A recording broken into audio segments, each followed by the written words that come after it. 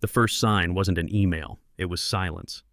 I came back from my first real vacation in more than 2 years, still smelling like hospital disinfectant and that weird combination of fear and hope you get when someone you love is fighting for their life. 10 days. That was it. Not a sabbatical, not a breakdown, just 10 days of turning my brain off and being there for Patricia while she went through her latest round of chemo treatments. I'm Scott Patterson, 53 years old, and I'd been grinding at Northstone Corporation for 23 years. Before that, I spent a decade in the Navy as a logistics coordinator, so I know what real work looks like. I also know what betrayal feels like, but I thought I'd left that behind when I traded my uniform for a corporate badge.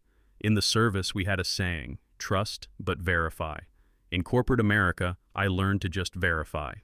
I walked into the lobby like I belonged there, because I did. 23 years of my life lived behind that glass door. My badge had opened it through snowstorms, late overtime nights, even the morning after my father-in-law's funeral when I showed up anyway because the client couldn't wait. The muscle memory was automatic. Reach for the badge, tap the reader, wait for the green light and the friendly beep. Red light. I tried again, thinking maybe I'd moved too fast. Same red flash, same tiny beep that sounded like the building was rejecting me. Maybe the reader's glitching, I said, forcing a laugh as if this was just another Monday morning problem. The security guard didn't laugh back. He leaned forward, squinted at the little screen, and his face changed. Not shocked, not confused. Recognizing, like he'd seen this exact scene before, and he already knew how it ended. "Can you step to the side for a second?" he asked, and something in his tone reminded me of Shore Patrol back in San Diego. Polite but firm. Professional courtesy before the hammer drops. I moved, still smiling like an idiot, still believing in a simple fix. I pulled my phone out to check if IT had emailed me about maintenance. No notifications, no warnings, just my weekend photos still open. Patricia in the hospital chair giving me a thumbs up after her latest infusion. The doctors saying the new protocol was working better than expected. My relief that I could finally take time off knowing she was stable and responding well. Then my phone buzzed. A calendar invite I had never seen before. Subject, separation discussion. Attendees, me, HR, and Ryan Cooper, my supposed protégé, the kid I'd been mentoring for 3 years, the one who used to ask me how to handle difficult clients, how to navigate office politics, how to build the kind of reputation that lasts. Scheduled for 10 minutes from now. My throat went dry. I stared at the invite as if it might correct itself, as if the words would rearrange into something normal. Another buzz, a password reset prompt for my corporate email on an account I couldn't access. I looked up at the guard. "There's been some mistake. I work here."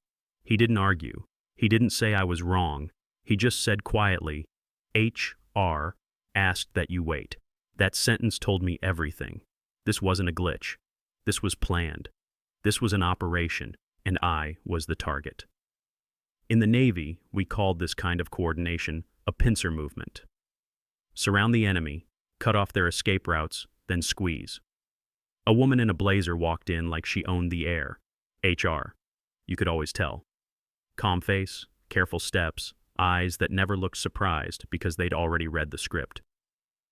"Scott?" she asked. I nodded. "Hi, I'm Michelle Davis. Come with me." I glanced toward the elevators, my desk upstairs, my laptop, my notes, my life. "Can I at least grab my things?" Michelle's smile didn't move. "We'll get your personal belongings for you." That wasn't comfort. That was control. That was the corporate equivalent of surrender your weapon and come quietly. The conference room smelled like coffee and printer paper and something else I couldn't quite place. Fear, maybe.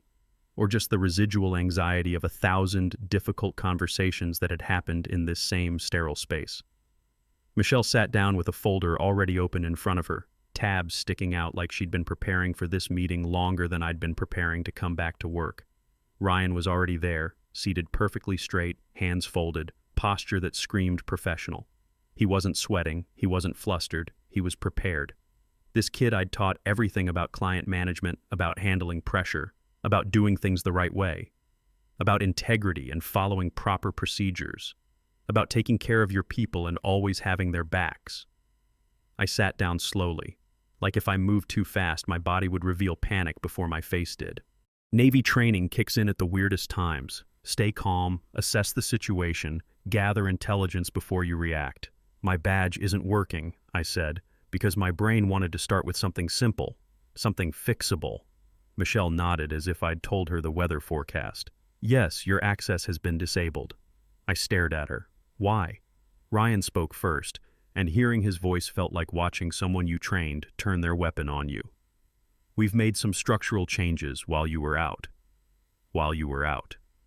Like my time caring for my sick wife, sitting in those sterile hospital chairs, holding her hand during the bad moments, had been an opening on a calendar. Not a person's life, not a family crisis, just an inconvenient absence that created opportunities. Michelle slid a paper across the table with the kind of practiced motion that suggested she'd done this before. Recently. Your position has been eliminated effective immediately. I didn't touch it yet. I looked at Ryan, this kid who used to ask me how to handle difficult clients, who I'd covered for when he screwed up presentations, who knew exactly why I'd taken this time off, who'd seen me taking calls from doctors in the hallway, who'd watched me try to juggle Patricia's treatment schedule with client deadlines. Today? I asked. Michelle's eyes flicked down to the paper like she was reading from a script. Effective as of last week. I felt something hot rise behind my ribs, but I kept my voice level. In the Navy, they teach you that emotional reactions are intelligence leaks. Give away what you're feeling, and you give away your position. Last week, I was on approved paid time off, taking care of my wife during her cancer treatments.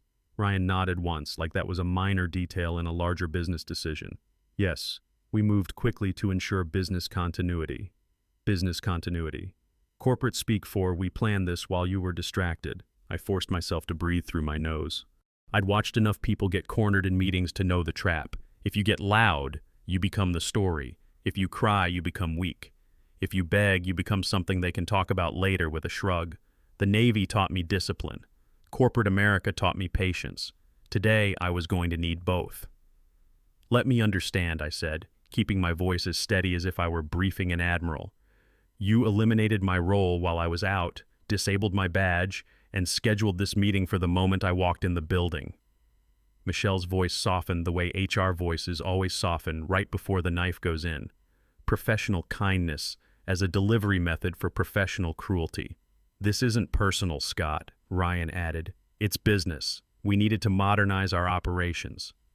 Modernize. The word that means remove the expensive person and call it progress. The word that means the person with 23 years of institutional knowledge is now somehow obsolete. I finally picked up the paper. My name at the top, corporate letterhead, a line that said my employment was ending due to restructuring, a section about returning company property, a section about final pay, and there it was, buried in the middle like a landmine. My separation date, not Monday, not even the end of my leave, the middle of it. I looked up at Ryan. So you fired me while Patricia was getting chemo. His face didn't change. In the military, we had a word for people like this. We called them politicians. The decision was made based on organizational needs. Michelle said, "We can walk you through the next steps." I set the paper down carefully, like I was handling ordnance. "I want everything in writing," I said. "Reason code for termination, final pay breakdown, paid time off payout, benefits timeline, and I want a copy of my personnel file." Michelle blinked just once, like she hadn't expected me to sound sharp. Ryan's jaw tightened slightly. "We'll provide what we're required to provide." "Good," I said, standing. "Also, note that my termination date occurred during approved leave." Michelle made a small note in her folder. As I reached the door, Ryan spoke again, quieter, like he was trying to regain control with tone instead of authority. "You don't need to make this harder than it has to be, Scott." I turned back. In that moment, he reminded me of every weak officer I'd ever served under, the kind who confused authority with leadership, who thought volume was the same as command presence. "I'm not making anything harder," I said. "I'm making it accurate." Michelle escorted me out like I was a visitor. A different guard brought out a cardboard box with my desk items, a framed photo of Patricia and me from our 25th anniversary dinner, a Navy coffee mug from the USS Henderson, my last ship, a notebook I'd filled with client strategies over the years, a spare phone charger, Basic personal effects from 23 years of showing up every day. My work laptop wasn't in the box. I noticed that immediately. "Where's my laptop?" I asked. "It will be shipped to you," Michelle said. "IT needs it for processing." Processing. Another word that means we're keeping it because we can. Because we need to make sure you didn't take anything you shouldn't have. Because we need to control the narrative. I walked out of the building. Box in my arms, sunlight too bright, cars too normal. My whole life feeling like it had been cut out of the day and set on a shelf. In my car, I sat for a minute and tried to process what had just happened. In the Navy, after an operation went sideways, we'd conduct what we called an after-action review. What went right, what went wrong, what we could learn. My phone buzzed again. An automated email sent to my personal address. Subject: offboarding checklist. I opened it with one hand, the other still gripping the steering wheel like it could anchor me to something solid. The first line made my stomach drop. Due to policy violations discovered during your absence. I reread it twice, then a third time. Restructuring was one thing, but policy violations? That wasn't a layoff, that was a smear. That was character assassination disguised as corporate procedure. And in that moment, sitting in the parking lot with a cardboard box and 23 years of loyalty reduced to a form letter, I understood the real plan. They didn't just want me gone. They wanted me dirty. They wanted my name to become a warning story for everyone else. Take time off for family emergencies and you'll pay for it. Question the new generation of leaders and you'll become a cautionary tale. I sat there until the words stopped looking like text and started feeling like a declaration of war. Policy violations discovered during your absence. That sentence was designed to do one thing: stop questions. People hear policy violations and they don't ask follow-ups. They don't defend you. They don't call you for references. They distance themselves because nobody wants to be associated with the guy who did something wrong. I didn't cry, I didn't scream, I didn't drive home blasting music like a character in a movie. I did what I've always done when something doesn't add up, what the Navy trained me to do when facing an unknown threat. I started collecting intelligence. Emotion is the enemy of clear thinking, and I needed to think very clearly right now. At home, I put the box on the kitchen table and opened my laptop, my personal one, not the work machine they conveniently needed for processing. I logged into the HR portal. To my surprise, my access still worked there. It felt like leaving the front door unlocked after you've already thrown someone out of the house. Amateur hour security, but I wasn't complaining. My paid time off request was still in the system. Approved with Ryan's digital signature time-stamped 3 weeks ago. 10 days, no special conditions, no warnings, no red flags. Clean approval from my direct supervisor. I downloaded it as a PDF and saved it in 3 different places. Then I pulled up my calendar history and started taking screenshots, the vacation block, the approval email, the automatic reminders that had been sent to the team. Next, I gathered proof that I had actually been out of state because my instincts were already screaming that they would try to twist something technical. Hospital appointment confirmations for Patricia's treatments, printed and dated. Credit card transactions showing purchases in another state. Photos with metadata showing exact timestamps and locations. Even the stupid receipt for the overpriced coffee I bought at the hospital cafeteria while waiting for her oncologist to call us back with test results. I put everything into a folder on my desktop labeled Timeline and backed it up to cloud storage. Then I opened the offboarding email again and read the rest of it more carefully. Return badge, return laptop. Return any proprietary materials. Confirm forwarding address for final paycheck. Standard boilerplate stuff. But then, buried in the middle like a hidden clause, was a line that made my chest tighten. IT security has logged anomalous access during your leave. That wasn't an accident. That wasn't a standard form paragraph. That was a seed, a suggestion, the kind of vague statement that becomes a story later, the kind of language that lets people fill in the blanks with their own assumptions. Scott was out on leave, there was anomalous access, you do the math. I stared at that line until it burned itself into my brain. Then I reached for my phone and scrolled through my contacts until I found Chad Murphy in IT. Chad wasn't exactly a friend, but we'd worked together long enough that he knew my reputation. I didn't ask him for favors. I didn't ask him to cut corners. I documented everything. I followed procedures to the letter, and I never threw IT under the bus when clients had problems. The phone rang twice before he picked up, voice already wary. Scott. Yeah, I said. I'm obviously not calling from my work phone. A pause. I heard what happened. That sucks, man. I need one thing, I said. What does the system say about my badge and account? Just facts. Chad exhaled slowly. I could hear him typing in the background. Your badge access was disabled Wednesday. Wednesday. I repeated the word because my brain needed to hear it confirmed. Wednesday was right in the middle of my leave. I'd been sitting in a hospital waiting room while Patricia got her weekly blood work, watching the news on a muted TV and thinking about how good it felt to not be checking work emails every 5 minutes. And your directory status, Chad continued, was marked separation pending the same day. I kept my voice level, military calm.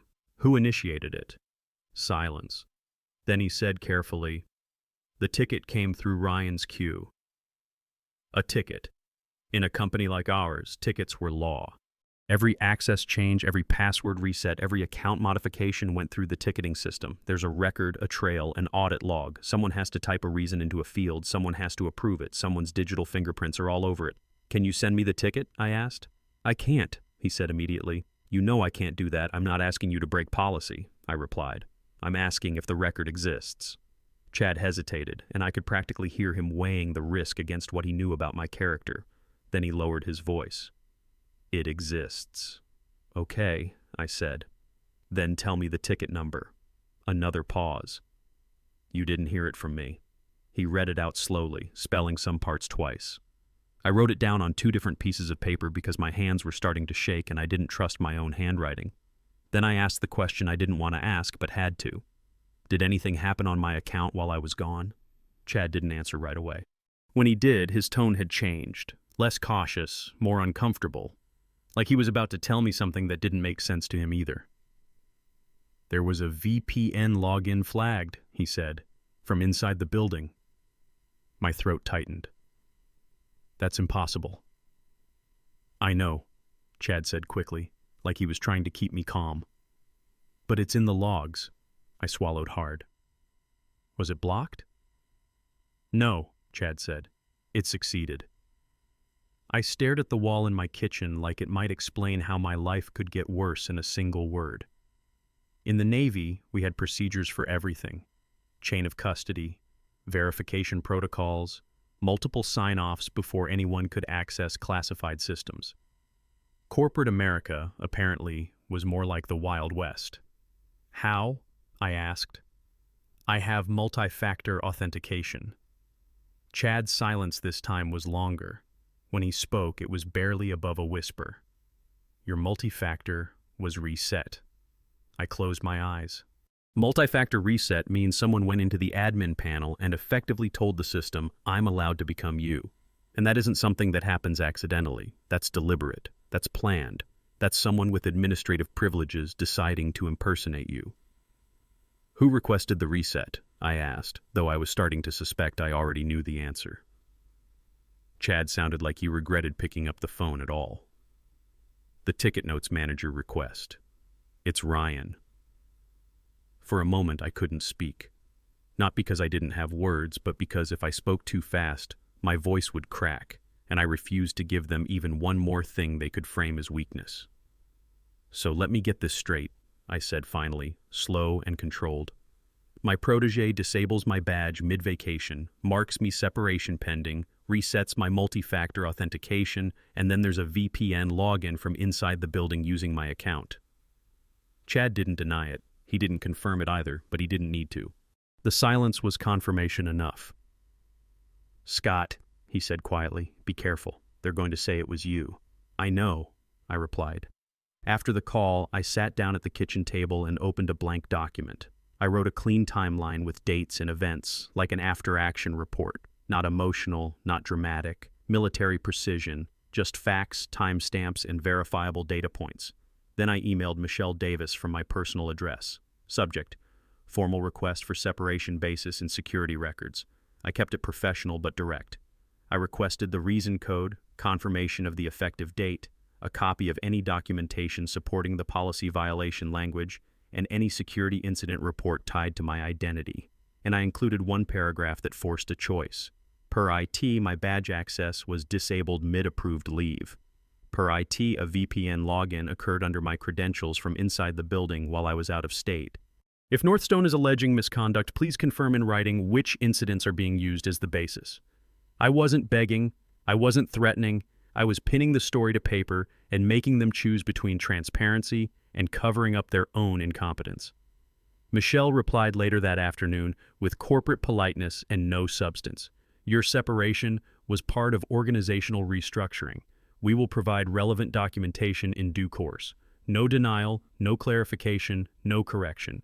Just more corporate speak designed to run out the clock. That night, I filed for unemployment because I needed to pay my bills and Patricia's ongoing medical expenses. 2 days later, the state portal updated. Claim status, contested by employer. Reason, misconduct, unauthorized access. There it was, the word they wanted attached to my name forever. I stared at the screen until it blurred. Then I opened my notebook again and wrote a single sentence. If they're using my credentials to accuse me, the truth will be in the same system they're hiding behind. And that's when something small clicked in my memory. During my leave, Ryan had texted me once. Not a question, not a problem, just a message that felt normal at the time. Hope Patricia's doing well. You deserve this break. I scrolled back through my messages and found it. Then I checked the timestamp against my notes from Chad. The multi-factor reset request had been approved within minutes of that text message. My hands went cold because I understood the psychology of it now. That text wasn't kindness, it was cover. It was reconnaissance. Ryan was checking to make sure I was actually out, actually distracted, actually focused on something other than work. Then he moved. A manager doesn't need to reset an employee's security credentials to access company systems. There are proper processes for delegated access, for emergency continuity, for break glass procedures when someone's out sick. But those processes create transparency. They leave audit trails that point back to the person who used them. Resetting my multi-factor created something else entirely. Plausible deniability. He could say, we accessed his account for business continuity, and if anything ugly happened inside those systems, he could let it look like me. I opened my contacts and found the number for Tracy Anderson, my main point of contact at Redwood Federal, one of our largest clients. The kind of client that didn't tolerate sloppiness. The kind that required audit trails for everything because they dealt with government contracts and regulatory compliance. I stared at her name for a long time before pressing call because I understood what reaching out would mean. It would mean I was no longer just protecting my unemployment claim or my professional reputation. I would be stepping into the only arena companies like mine truly fear: client risk, revenue impact, the kind of problem that makes executive teams sweat. I pressed call. As the phone rang, one thought sat heavy in my chest. If Ryan wanted to erase me by using my own credentials against me, he picked the worst possible method. Because in compliance-heavy work with government contractors, lies don't vanish into corporate memory holes. They log themselves. They create permanent records. And those records eventually surface, usually at the worst possible moment for the people who created them. Tracy picked up on the third ring. Her voice was crisp in that way clients develop when they've learned that politeness is a tool, not a personality trait. This is Tracy. It's Scott Patterson, I said. A pause. Not long, but enough for me to feel the weight of what she'd already heard through official channels. Scott, she said carefully. Are you calling from your personal number? Yes. Another pause. I was told you were transitioned off our account. That word. Transition. Corporate perfume sprayed on something rotten. I was terminated during approved leave, I said. I'm calling because I need to make sure Redwood is protected. I expected defensiveness. I expected her to shut down. Instead, she asked one question, flat and practical. Do you believe your credentials were used after your access should have been restricted? Yes, I said. And I have reason to believe the access originated inside Northstone. Tracy exhaled once, controlled. Send me what you have in writing. Timeline only, no opinions. That was exactly the kind of response you get from someone who understands audits and compliance requirements. I will, I said. One more thing, Tracy continued. Our agreement has a key personnel clause. You were listed. My stomach tightened, but in a different way now. Not fear. Direction. Purpose. I didn't receive notice either, I said. Email me the timeline within the hour, she said. And Scott, do not contact anyone else at Northstone directly about this. If we escalate, it will be formal. When I hung up, my hands were steady again. Not because I felt safe, but because I finally had traction in a situation that had been spinning out of control. I found an employment attorney named Linda Wilson through a veteran I knew who worked in corporate compliance. I chose her because her reviews weren't gushy testimonials. They were specific, efficient, no nonsense, knows how to force records production. Linda called me less than 2 hours later. Scott, she said, voice low and direct, your company is trying to have it both ways. Restructuring to avoid wrongful termination exposure, misconduct to block unemployment, and they want to control the narrative. I didn't interrupt. I'm going to send a litigation hold today, she continued. They will preserve badge logs, VPN logs, ticket histories, and communications. If they delete anything after that, it becomes a separate problem for them. Okay, I said. And I want you to answer one question honestly, Linda added. Did you ever share your credentials with anyone? Never, I said. Not once. Navy security training doesn't leave you. Good, she replied. Then the only remaining explanations are incompetence or intent. Either way, we can work with it. That night, the litigation hold went out to Northstone's legal department. It wasn't a threat. It was a locked door. Preserve everything or face sanctions later. The next morning, Michelle called me instead of emailing, and that alone told me the tone had shifted. Scott, she began, voice gentle in the way HR gets gentle when they sense legal risk. We received correspondence from your attorney. Good, I said. Then you know I'm not speculating. We want to resolve this efficiently, she said. Then start by explaining why you told me restructuring, but you contested unemployment as misconduct, I replied. Silence. Then, carefully, the contest was filed based on information provided by your department leadership. Ryan, I said, not as a question. Michelle didn't correct me. Then came the audit call. Tracy Anderson wasn't messing around. She scheduled it for the following week with mandatory attendance. Northstone compliance, IT security, legal, account leadership, and at the bottom, Scott, we request your presence for continuity clarification. They weren't inviting me as an employee, they were summoning me as a witness. The audit call started exactly on time. No small talk, just Tracy's voice, crisp and professional. Northstone, you informed us that Scott Patterson is no longer assigned to our account. Our agreement includes a key personnel clause. We require formal notice and confirmation that access controls were maintained. Ryan tried his client voice. We've made internal changes. Scott's role was eliminated as part of modernization. Tracy cut through it. When was his role eliminated? During his approved leave, Michelle answered. And was Redwood notified at the time? Silence. We also received information indicating a VPN login under Scott Patterson's credentials during his leave, Tracy continued. We need an explanation. Ryan leaned forward. We identified anomalous access. That's part of why we acted. Linda Wilson spoke, steady and neutral. Northstone terminated my client during approved leave and is alleging misconduct based on access occurring while he was out of state. Please explain how his multi-factor authentication was reset and who authorized it. Kevin Foster, the compliance officer, pulled up the logs in real time. There's a ticket to disable badge access, time-stamped mid-leave. Pause. And a multi-factor reset request. Manager request from Ryan Cooper. Tracy's tone went colder.